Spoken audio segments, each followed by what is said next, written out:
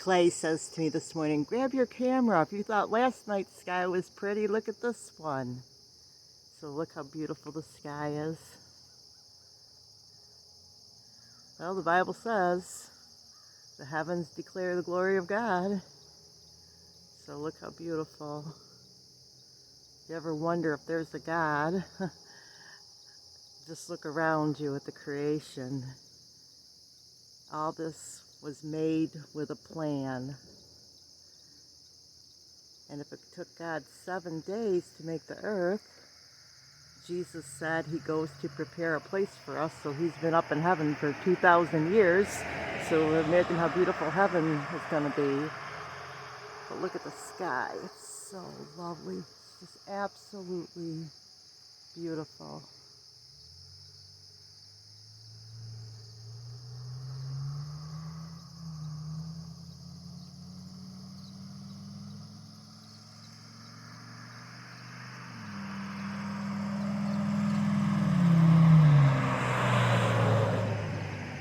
Absolutely beautiful.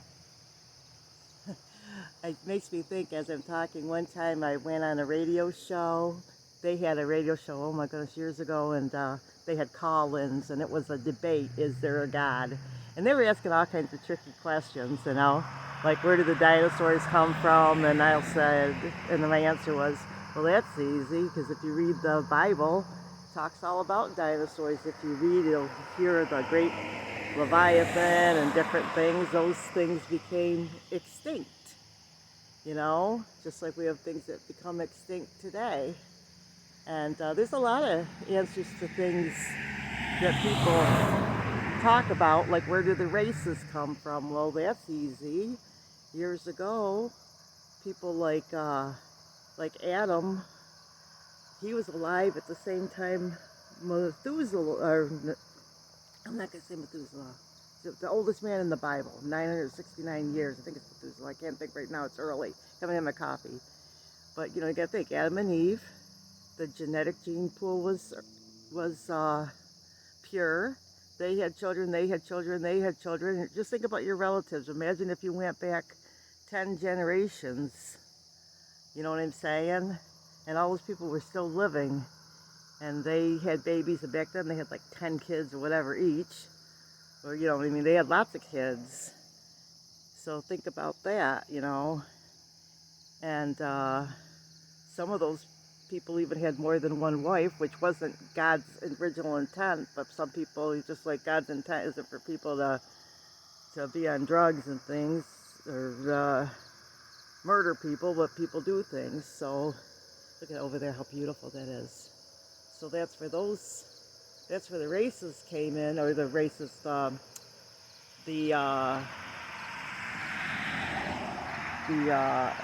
where Cain found his wife. I'm sorry, where Cain found his wife. I'm talking, I haven't had my breakfast yet. Look how pretty over there is. That's where the sun is rising over there.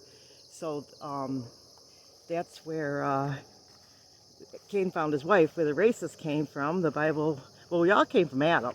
So we're all, you know, we all came from Adam. And then later on, you know, God talks about Noah when he had his children. So we all came from Noah.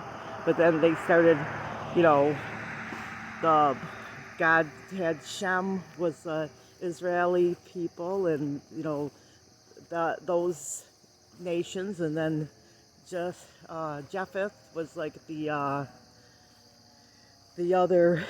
like the European, and Ham was the beautiful black races, and we all come from different races, and in fact one of the black races helped carry Jesus' cross, you know, and Moses married a Ethiopian woman, you know, so, which Miriam in the Bible, if you read about that, Miriam in the Bible was being a jerk about it, so God gave her leprosy and turned her pure white for a week.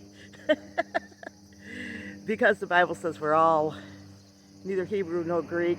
We're all part of God, you know. We're all God's kingdom, you know. The people that accept Christ as their personal Savior, you know, we belong to God, and God likes diversity. He likes everyone has their gifts that they bring into the kingdom of God.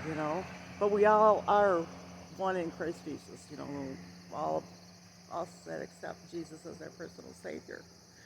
But which is basically saying, you be the Lord, master of my life now, not me anymore. I need you, God. But anyway, look at that sky, it's so beautiful. But I remember being on that radio show, and at the end, because people were calling in at the end, the guy goes, "You got me," because he was asking all kinds of stuff. So it was just kind of fun. It was a lot of fun. And of course, if you look around, getting back to the nature itself tells you there is a God. Sometimes church people mess things up for people, because although the Bible does say you should go to church, I mean, you should be in church because there's lots of people there that have gifts and wisdom for you that will help you in your life. But it says don't forsake the assembling of together. But sometimes right now people have to just watch it online. You have to use some common sense. But what was I going to say about that? But sometimes church people, they get into these rules and regulations and all these things that the Bible doesn't even teach. Example, how to dress. Well, if you go with what the Bible says about how to dress, you should be naked, because it says you're not supposed to putting on jewelry and things like that.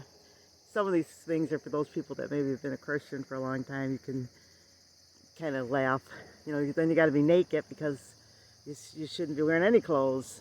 Because it did it. Sometimes people, the Bible's an Oriental book, and if we read it as an American, if you're an American watching this, it talks of parables and stories, and people get they take it and they run off with stuff that wasn't meant to be, they take it, so to speak. If you're going to be a serious student of the Bible, you've got to get study Bibles, read the history, so you're not ignorant.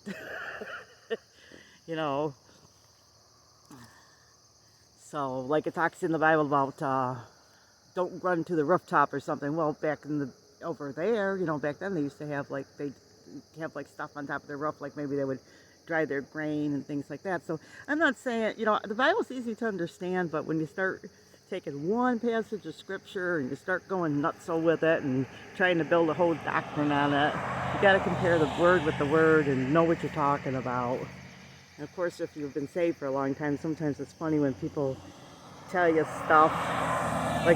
Somebody was bringing up that Lydia thing to me. I don't know if you ever heard of that. Somebody says that there was a Lydia and things before Eve or whatever. It's a whole doctrine thing that somebody probably saw on TV and ran with it. And it's well, if that's true, then there's got to be another Adam. There's got to be another Earth. There's got to be that, because it's just, that's one of those. I know I'm talking a little bit about the Bible this morning, but you look at the sky, you can't help but think about God. And sometimes you got to put all that aside, all that stuff aside, and just have a personal relationship with the Lord, and look up in the sky and enjoy the Lord, and don't get involved with all this politics and church people that love God, but maybe they have some doctrines that you don't agree with. You can love them and just don't talk about it with them and keep the peace. In fact, we're not supposed to be arguing with them anyway. But I'm just saying, you can just keep the peace and enjoy your life. And that's what God really, this time right now, the social distancing, I've had a lot of conversations with friends, and basically I really just feel like God's putting everybody on vacation. Enjoy your family, enjoy your life, and don't take things so seriously. And just enjoy God's nature. I broke my wrist 2 times this year, and I just felt like the Lord said, just sit outside and enjoy it. Just enjoy your life and slow down. And every time I think about it, I just sit down and say, it'll all get done. Feel lovely, just so beautiful. And that's where it's at, that personal relationship with Jesus, being his friend, and finding other people that have the like passion, that's where they're at. They just want to be a good friend with Jesus and they know what they're talking about. Sometimes it's old people in the church, sometimes it's new Christians, sometimes it's just anybody that just really loves the Lord. Have some good friends that you can talk about the questions and the things, and just enjoy life. And like, I have a prayer partner. I've had a prayer partner for years, and it's my sister actually. And I think your prayer partner should always be the same sex as you are, and if it's a relative, that's even better. And we pray about everything every single day. We get on the phone, and some days it might be for 5 minutes. Not every day. There's a couple days we miss certain days because of errands and stuff, but we get on the phone, we pray about our needs. It's not a gossip section. We get on, we talk for 5 minutes, 10 minutes, an hour, and then we get off the phone. And then we just, if sometimes there's things that we have to talk about, like we both like plants, and we both, things, and we feel like we've conquered a lot of giants just through prayer. And it's very good to have somebody you're accountable to in life. And I've been saved for 50 years. It's not even, it's just so, it's good to have a friend. Look at how beautiful. And I do think that should be prayerfully something God puts together. Sometimes just grabbing somebody isn't always the best either, because you don't know who that other person is that you're grabbing. They might have more problems than you. Not that you have problems, but you know what I'm saying. You got to be really careful. That should be something that God puts together, and not necessarily that you just go find somebody.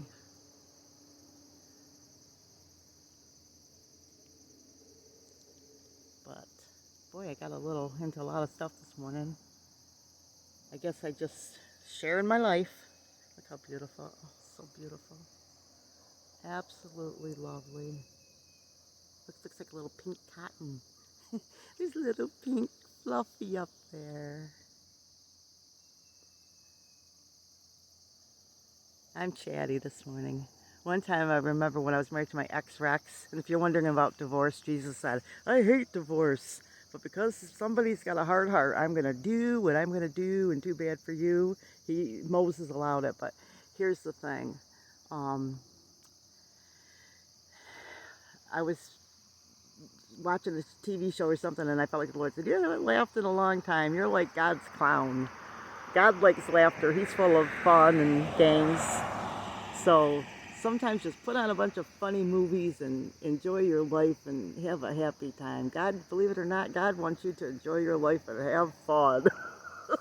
He doesn't want you to work all the time. He doesn't put everybody on. I'm not saying that's what happened with social distancing, but every Christian I'm talking to acts like, hey, it's just a time they just feel like God's not telling them to do anything specific. They just feel like, just relax.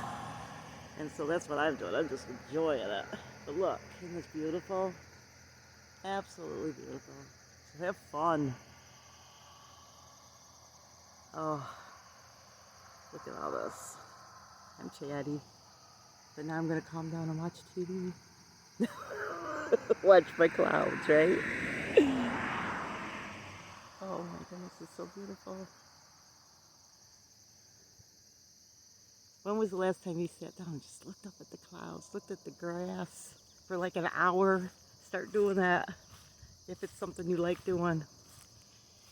And there's the grass. See, our grass, I think, is thinner up in the north than in the southern states. We also have a lot more humid. Well, I guess I should go inside and have my coffee. Guys, have a wonderful morning. And I love y'all. And I will see you in the next video. God bless.